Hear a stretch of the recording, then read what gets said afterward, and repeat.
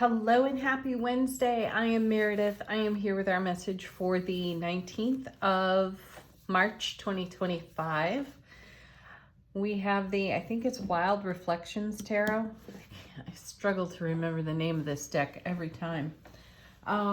Anyway, we have the Sun in Pisces. The Moon is currently in Scorpio. Will shift signs later today into Sagittarius around 4:15-ish.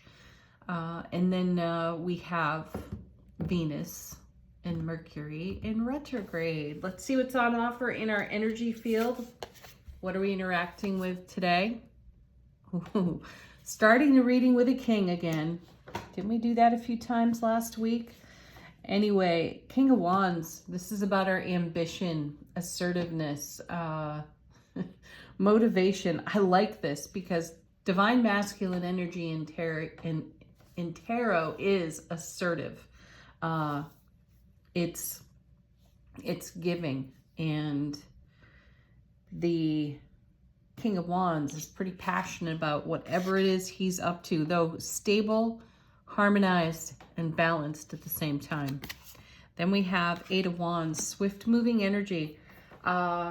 This is how energy gets woven together. It's often called the marriage card in tarot. So what are you weaving together? We've had good messages about the manifestation atmosphere lately as well.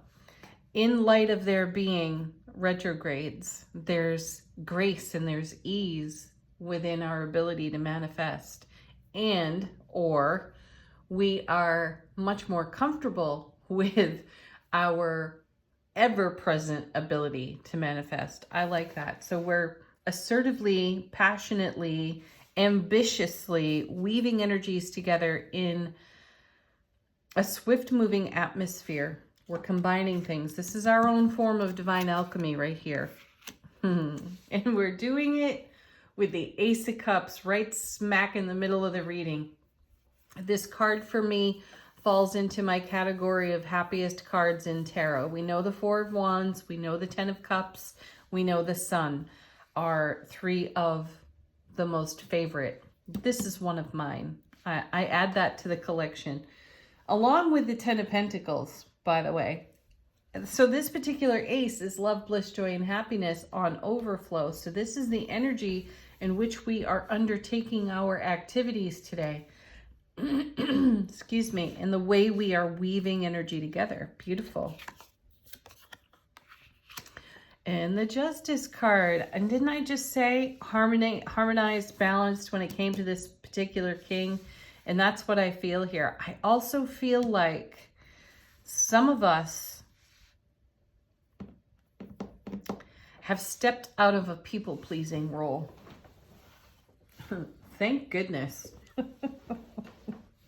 Hi, my name is Meredith. I did need a 12-step program for this myself, being a people pleaser. I still have a tendency toward doing that, though I'm getting over it. Justice, the great card of harmony. This also speaks to some kind of a choice or decision being made harmoniously for ourselves, and the energies that we're weaving together, where we're doing it out of that divine alchemy. You know, we did see the Temperance card for a bit, so I feel like it's channeled to the earth plane at this point, where we can work with this energy through our love, bliss, joy, and happiness and create a harmony for ourselves. Excellent. I do see, here's now the Nine of Pentacles. I do feel a tendency toward people pleasing today. And this is a reminder not to weave that into your divine alchemy right here. And the love, bliss, joy, and happiness is the card. The Ace of Cups is the card to counterbalance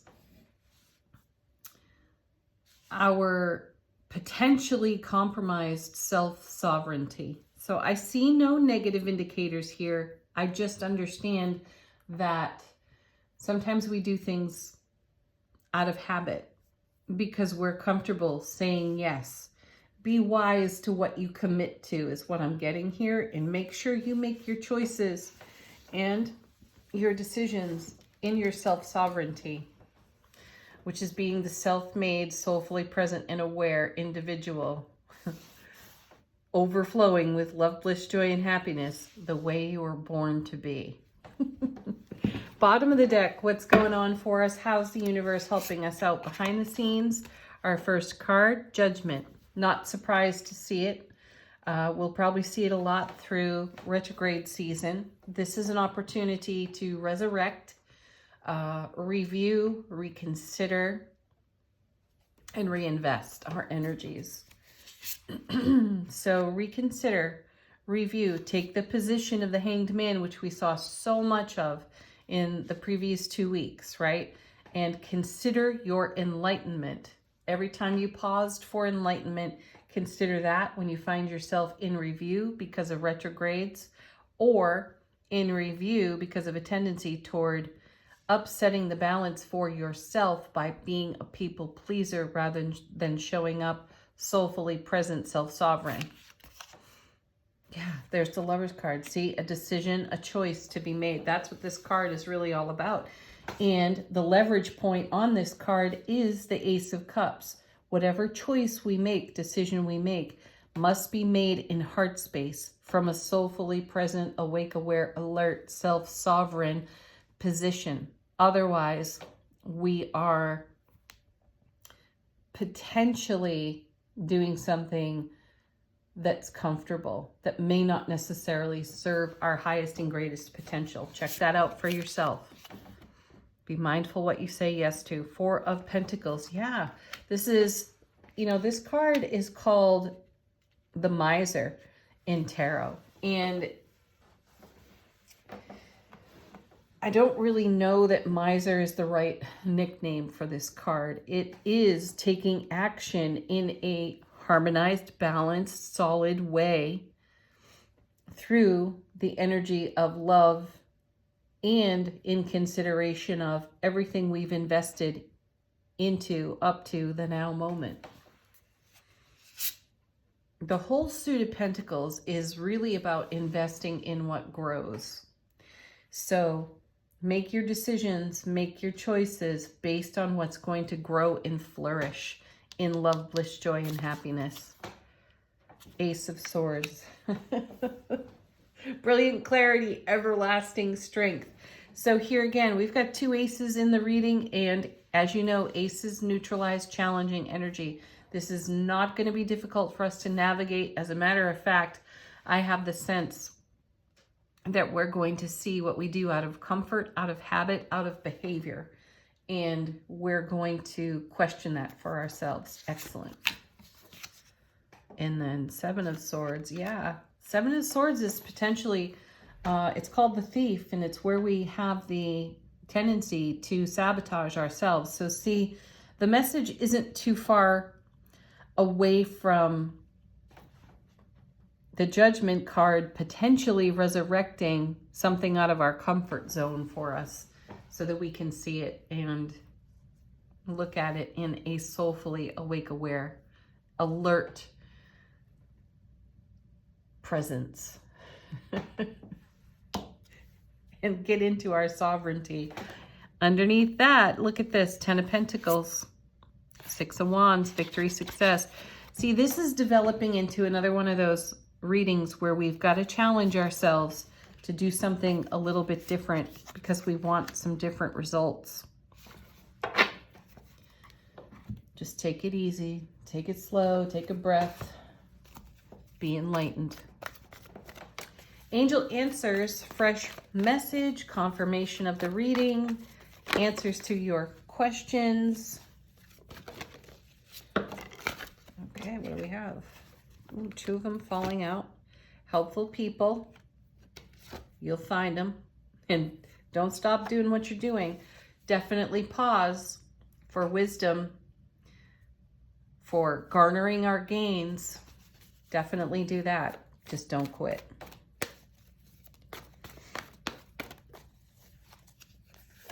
We've got an emphatic no. No, emphatically. Don't stop. Turn to your helpful people, whoever they may be. Your besties, most likely. Communicate clearly, no verbal clutter, and remain positive. Say what you mean what you say.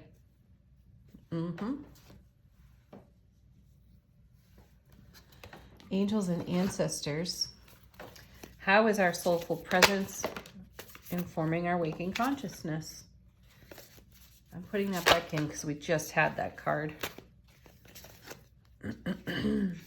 It was the moon, for anyone wondering. We have animal guardian, trust your instincts, and trust your intuition. Combine those two powers. Whew, you will blow yourself away. All right, final word on the reading from the tea leaf cards. I asked what quirky energies may we face within the energy atmosphere that could potentially surprise us, and what influence do these two retrogrades have on us at this time? Our first card, the club. Someone will try to make you do something against your will. Good luck. Oh, however, there's the people pleasing right there. Be on the lookout for that, because there are those around you who will know what a generous spirit and a kind heart you are, and may have some influence or sway over your decision-making process. Be mindful of those engaging your emotional field if they come to you with a request. And don't get talked into stuff you don't want to get talked into. Marriage card. Yeah, what are you getting married to? What are you committing to is what I hear when I see this card.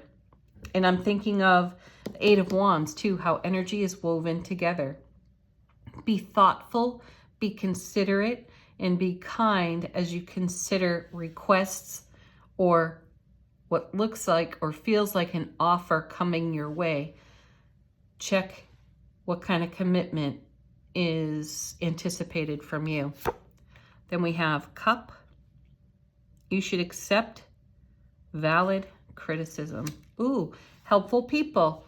This is where your besties might come in. You may run this by someone that you know, love, and trust very well, whatever the situation may be, and listen to your helpful people. Consider the way they communicate clearly with you. Remain positive in all of your doings. Don't stop what you're doing, though. Don't be sidetracked by someone else's request. It may pull you off or pull you out of energy that's very valuable to you in the now moment. Just check it. Arrow. You're on the right path regarding some aspect of your life. Yeah, so don't derail it by overcommitting. And then we have Leg. Oh, we saw this one recently. Stepping into a new experience. Yeah. I'm not people pleasing. Potentially. And a lot of other great experiences too, because we're not marrying ourselves, overcommitting ourselves to other things that would take our energy away. So trust your intuition, trust your instincts, talk to your besties, and make enlightened, heart-centered decisions. Have a beautiful Wednesday, peak of the week. Love, bliss, joy, happiness. Namaste.